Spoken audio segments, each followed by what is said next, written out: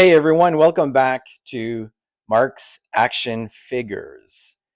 Today we're diving into the world of Masters of the Universe with a side-by-side comparison of two iconic characters, He-Man and his evil counterpart, Faker.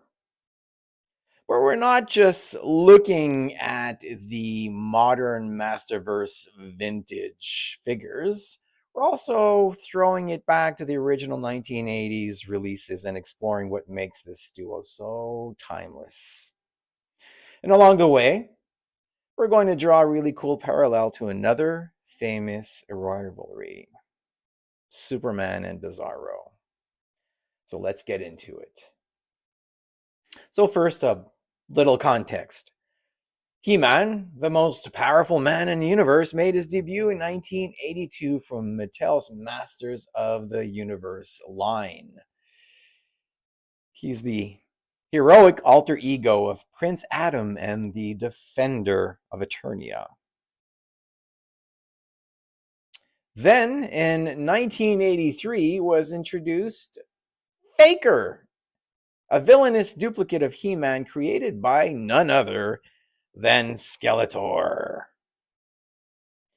Now, here's what makes all of this interesting. In early lore, Faker wasn't just a clone. He was often portrayed as a robot imposter designed to infiltrate and deceive. That's why he was blue-skinned and had that orange armor. It was a visual cue that something was just off. And honestly, that concept is incredibly similar to Bizarro, the flawed duplicate of Superman, a twisted reflection of the most iconic hero of all time. Let's go back to the originals. The vintage He-Man from the 80s is legendary. Simple articulation, muscular sculpt, and that classic action feature, the Power Punch.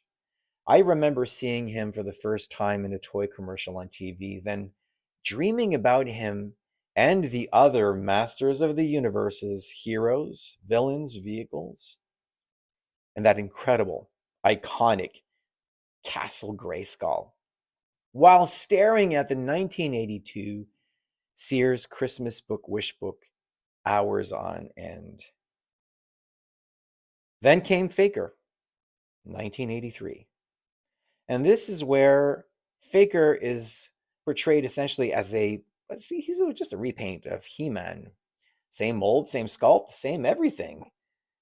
But with blue skin, orange armor, and sometimes even a slightly different tone in accessories. It was one of those earliest examples of what collectors now call a variant, a recolor variant. But here's the thing. It worked. As a kid, you instantly understood this is He-Man, but not quite. That subtle unease made Faker stand out, even though technically he was a cost-saving reuse of parts. Fast forward to today, and now we have the Masterverse Vintage Collection versions, so the 40th anniversary He-Man. This figure is essentially a modern love letter to the original. Bulked up proportions, much improved articulation, cleaner paint, absent that same classic aesthetic, just refined. It feels like He-Man you remember, but upgraded for today's collector. Now, let's look at Faker. Instead of just being a simple repaint, he feels like he's his own character. The iconic blue skin, the orange armor, but there's more attention to detail, subtle differences in paint, slight tonal variations that give him a more synthetic or artificial look, a stronger identity overall. He also has that chest plate, but it's not just a sticker. This thing is actually sculpted, and it's a three-dimensional feature of the figure. He really does look like a robot. He no longer feels just like a reuse, he feels intentional. So let's put him head to head. He-Man represents strength, honor, heroism, loyalty, trustworthiness. And Faker, well, he's deception, artificial power, corruption of the hero archetype. And visually, that contrast still works. It still works beautifully today. Even with identical or similar molds, the color alone tells the story. That's something Masters of the Universe has always done incredibly well. Simple design, powerful storytelling. Now let's talk about the parallels. If you're a fan of Superman, you already know Bizarro, the imperfect clone. The original Proto-Bizarro first appeared in 1958 in Superboy number 68. He was created as an imperfect duplicate of Superboy, young Superman. The classic Bizarro, the one most fans know, first appeared in 1959 in Action Comics number 254. This version is the chalk white, backwards speaking, imperfect clone of Superman created by a duplicating ray. That 1959 version is the one that really cements the mirror opposite idea, perfect parallel to Faker being the evil duplicate of He-Man. Created as a distorted version of Superman, Bizarro represents opposite morality, flawed duplication, a reflection of what happens when power is copied but not understood. Sound familiar? Faker is essentially Masters of the Universe version of that same idea. The original 1983 mini comics that came with Masters of the Universe figures, Faker's origin is pretty straightforward. Very memorable. Faker is an artificial duplicate of He-Man created by Skeletor using a combination of science and magic. Skeletor builds Faker as a robot imposter to infiltrate the lair of the heroic warriors. His appearance, he's designed to look like He-Man, but is blue-skinned with glowing eyes, making him visually distinct and a bit eerie. His role is to deceive, trick allies, sabotage defenses, and get close to enemies without suspicion. Power source? Well, in some mini comic depictions, he's powered by enhanced by magical energy, sometimes linked to Skeletor's own power. The mini comics lean into a slightly darker, more mysterious tone compared to the later cartoon. Faker isn't comedic. He's portrayed more like a cold, dangerous infiltrator, almost like a sci-fi evil twin or android replacement. Faker in the mini comics is less about being a recurring character and more about the idea of impersonation, trust being broken, the fear of a hero being replaced. And that ties in perfectly with characters like Bizarro.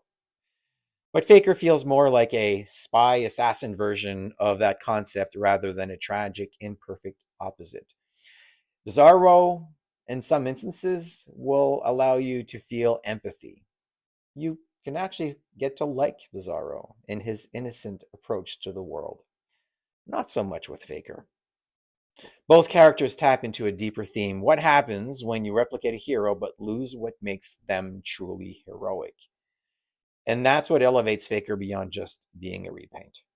For years, fans have pointed out the similarities between He-Man and Superman. Both are near invincible heroes, symbols of strength, and champions of good.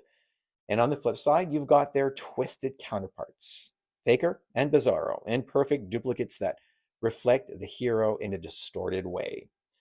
Well, what's amazing is that this wasn't just a fan theory forever. In 2010, Mattel made official. Through their collector lines, they released crossover 2-packs that brought these parallels to life, pairing Superman with He-Man and Bizarro with Faker. And when you see them side by side, it just clicks. This wasn't random, it was recognition. Mattel understood that these characters share the same DNA, the ultimate hero and the flawed copy. Bizarro and Faker set, especially, is such a perfect match. Both characters aren't just villains, they're reflections. They represent what happens when you try to recreate perfection and something goes horribly wrong. So, in a way, Faker isn't just He Man's enemy, he's part of a much bigger idea in pop culture, the idea that every great hero eventually faces a version of themselves. I just love this crossover.